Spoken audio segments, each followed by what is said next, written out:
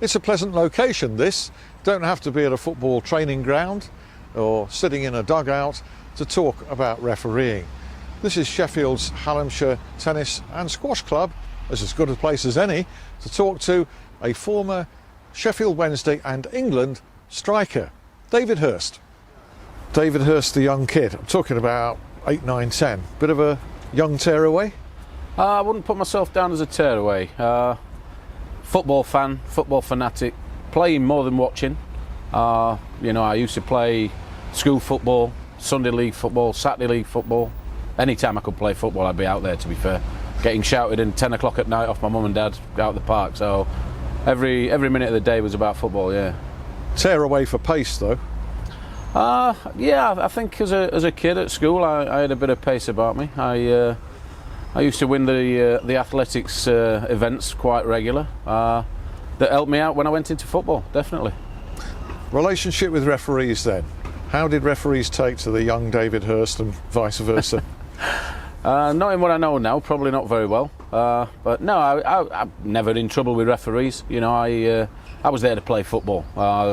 The man in the middle, he was your games teacher in the early days, and if you upset him, you missed games the following week. So I was never too silly to do that. So no, I can't see that I had any major problems as a kid. You know, always out there. And you took that sort of attitude into your pro career, didn't you? Yeah, I had a few blips in my pro career. I think I had a couple of 3 sendings off, a few yellow cards. But I think most of it would have been about passion, not sort of verbal abuse. I think one sending off was verbal abuse. Only one? Only the one, yeah. And I learnt from my mistake, I must admit. I think when you get a 2-week wages fine and 3-game match ban, it soon settles in. Or it did with me, that's for sure. No need to repeat the exact words, but can you fill us in a little bit more on that incident? No. No, they were a little bit fine. I think I'd actually had a yellow card early in the game. It was at Leeds United. I'm trying to think the referee. I think it may have been Graham Poll. Who I'd had probably a few little words with throughout my career, and you know, all good light-hearted stuff, really. You know, when we generally got on. But this day there was a free kick. I was in the wall, and Mr. Paul was not making the decisions that I wanted to be made, and I told him so in very choice words, I might add. And like I said, learnt a very valuable lesson there, and an expensive one. Right. Well, at least you learned it.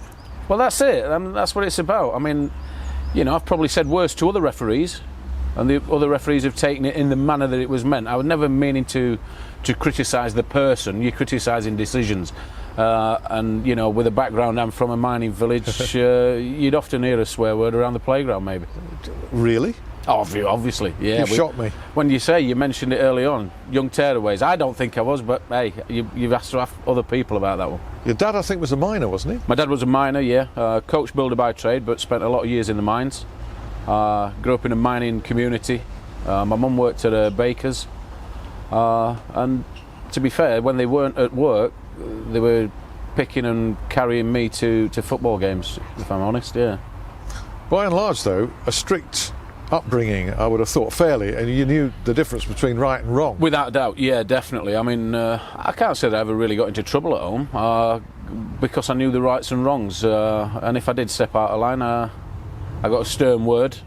You know, my dad, like most dads, you only need the look. Yeah. And if I ever saw my mum reaching down for her slippers, then I got out of the way.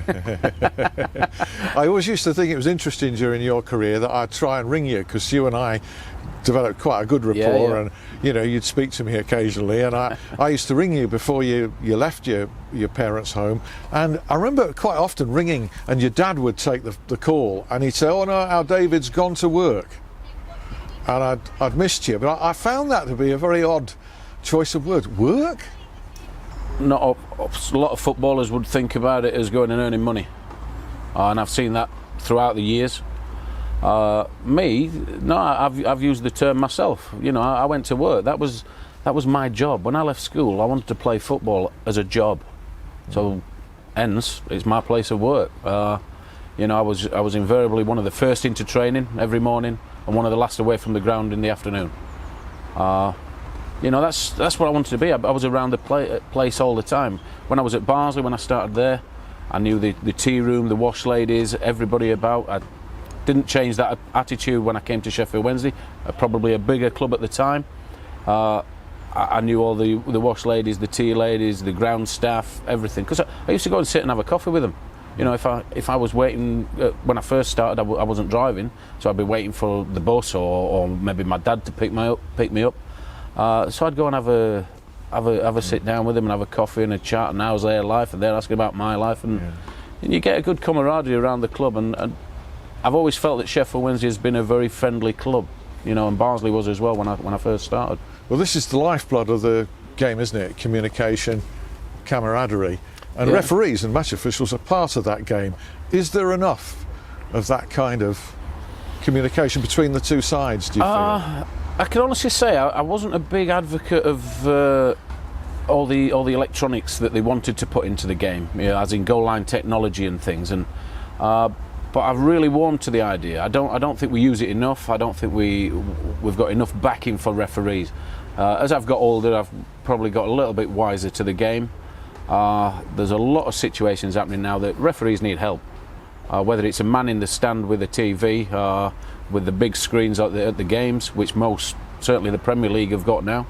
I think referees can have a lot more help from off the field. You know, people who can see it one, maybe two, three times and give probably a better decision. So you've changed your mind completely. I have, yeah. I mean, it's something. I mean, we were screaming out for goal line technology, and you know, I don't really see any major incidents that we've used it. We've used it. I've seen it on TV. We've used it match of the day. And I'm not being funny. I mean, everybody knew it was in anyway. We've used it because we've got it now. Yeah. I don't think anything's been significant. You know, there hasn't been an FA Cup final decided on anything that's with a goal line technology. It'll happen though. Well, look, if it does, so be it. And that's why it's there. Yeah. Now, the fact that we've moved on to that era, then there's so many more things that we can do. Because the authority of the referee and the respect for him is being eroded, isn't it? I don't think the referees have helped themselves, to be honest, on a lot of that. I think they're becoming very robotic. I think a situation back in when I played with a couple of guys, Roger Milford, Neil Midgley, of the likes, that you could talk to, have a laugh and a joke with it. He'd let you know whether you were playing well as much as you'd let him know whether he was refereeing well. You know, and it became good banter. And this banter, I know, has been bandied around in the wrong circles a little bit of late. But I think, no, you've got to have communication.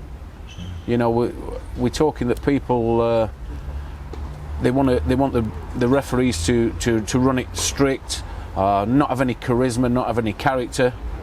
Well, I ask the people that are thinking that way, would they like serving in a restaurant by a waiter with no charisma and no character? I don't think they'll be visiting that restaurant again. Now, I think you can get that little situation where fans come into the game watching a referee that's bland and won't do it, doing everything by the book and not using common sense. I think you've got to use common sense. The human element is you know, that's how goals are given away. Human error. Referees are going to make mistakes. Now, I think, like I say, we can put something up in the stand that can help them make better decisions. David, I'm going to take issue with you here. You've just scored a magnificent 20-yard volley, believe it or not, at Hillsborough. Very often. In front of the Kop, with your right foot, dare I say. The ground is ecstatic. You're celebrating with your mates. It's a wonderful spectacle, and then all of a sudden, there's an appeal. Kills the atmosphere stone dead. Everybody's holding their breath. That surely can't be good for the game, can it? No, I think it adds to the game as a spectacle, as it does in rugby and as it does in cricket. We see it when it's a try in cricket, he goes upstairs and we've got the big screen, is he in, is he out, whatever. Cricket's the same. I think if you go and ask the man on the street who's costing £100 to take a family of four to a football match that lasts 90 minutes, with the ball in play, 30 minutes? I don't think he's going to be worried about an extra 20 minutes for his £100. But what about the spontaneous thing? Isn't that going to strip the spontaneous goal celebration of some of its furore, fervour? Ask all of England. All of England, 1966. Right. What was the timescale from the goal going in to the actual game kicking off again? I watched it on 66. TV, but I couldn't tell you. He has to go over to his linesman, the linesman has a little chat and he puts it up, and then the euphoria starts again because it went down and it picks back up. That can happen in football. I'm not saying every time he's got a challenge. You could probably just use the challenges in the last third. But every goal, you'll be holding your breath, thinking, I wonder if there was an offside there that wasn't spotted. Well, I wonder if there was a foul in the build-up. But isn't that helping the refereeing of the game?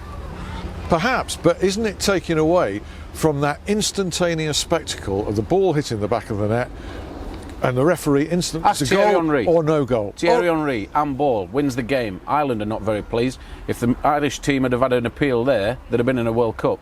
Okay. Maybe. Okay. Yeah. All right, I'm talking to a striker here. Of course, yeah. And yeah, there'll be times that it's going to drop it down a little bit, but I think the euphoria will come back up because the appeal is the appeal. We've seen it so many times where the goal's been scored, the people have run off, and it was offside. Yeah. It all comes back down, and there's a free kick. We have to start all over again. Very similar situation now. All right, it may have one each half. One appeal, if you like. But if we've got the technology to put goal line technology, then surely the man upstairs with the monitor, who, okay, is another referee with a different view of the game, different set of equipment to work the decision, and I don't see how there's no value in at least trying it. I think we can use it in all walks then. Okay. Well, I think effectively managers will probably save those appeals if they get them for when they've conceded a goal, and use them then. Yeah. I mean, but this is what I'm saying. But the manager's going to have a screen, isn't he? He's going to have a look and think, hang on a minute, that's outside the box. Yeah. So I've got to use it worth now. A shout. Yeah. Well, it's better than a shout because the referee's going to go and look at it, or the guy upstairs, and say, no, it was outside the box. It wasn't a penalty. Okay. So maybe. I mean, it's just something. It's little things that float about. Yeah. So we're talking banter here, which took place early in your career. I'm not sure about later on. So was there a change in the manner of referees from when you started playing to when you finished? Massive change. Yeah.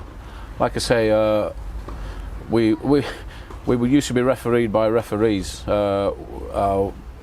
with opinions about how you played as much as you'd got opinions about how they were refereeing the game. Yeah. I think we've gone very robotic. I think there are a few situations where a bit of common sense sorts things out. I think Howard Webb's been in a couple of situations that he's done superb with because he understands a bit more about the game and how people react through his previous occupation. And is it the way they're being coached or told to referee now? Has that changed? I don't know the full ins and outs of it, but from what I hear, yeah, we're looking for referees that go into the game with no character and no charisma, and I just find that's horrendous. Like I say, it's a trait in life, and it's a great trait if you can have a laugh at yourself and have a laugh at other people as well, and get on and I'm no way am I saying that it's an easy job. Whether you're the linesman or the referee, you've got split seconds to make a decision that decides someone's fate. Certainly in a manager's situation, it could be his job. Not only the result on the day, his job, his family, his happy Christmas and his holidays and whatever may be, and so I think it's something that they need help with. I used to think, no, human error is the one thing that makes the game so attractive. No, down the pub everybody's talking about the decision. I think now I do, because they've gone professional. I think because the game's such a financial reward now, I think things have to be scrutinised a little bit more, and I think I don't think it'll hinder the game. I think at times it'll help the game. On the other side of the coin, to give referees a bit of credit here, and those who train them, they are trained harder. Are they not fitter? I'm sure they're fitter. I'm sure they are, because I mean you'd probably see them in the players' lounge after having a beer, but not so much these days because, like I say, they're more professional. But no, they're trying to do the right things, and I appreciate that. I just think that out there on the middle of the pitch, 100 million people watching on TV, there's a chance for a bit of help to the guys. Yeah. I just think we can just help them a little bit more, clear a lot more things up. The other side of it for me that I've had a real passion about is managers are paid good money, players are paid good money to be professional. After an incident on Match of the Day, you'll often see the manager come out having to explain what he did, why he did it, when he's had to go at the referee or whatever. A player comes out, he's got to explain the same, how did the situation erupt into what it did, but we never see referees. Come out and be honest. If a referee comes out there on Match of the Day and holds his hand up and says, look, I made a mistake, his office is not going to be happy, but the footballing community is, because now the human errors come back again. So we're saying, look, stand up and be accounted for. The manager's got to do it 5 minutes after his team just got beat 5-0. Why shouldn't the referee when he's made the 3 of the mistakes for the penalties? Quite a few referees will tell you they'd like to be able to do that. Then why don't they? Because of what you just said. Because the hierarchy above them won't allow them to? Well, at the moment, no. Well, then again, we've got to sort the hierarchy out of if we want to be human beings, we've all got to work in the same pot, and I don't think we are. I think we've put referees into a position where they're becoming stars, and then 1 or 2 of them actually believe that. They're out there for people to watch them. And they're directing traffic at times where they point at players, which is, I find, rude and offensive myself.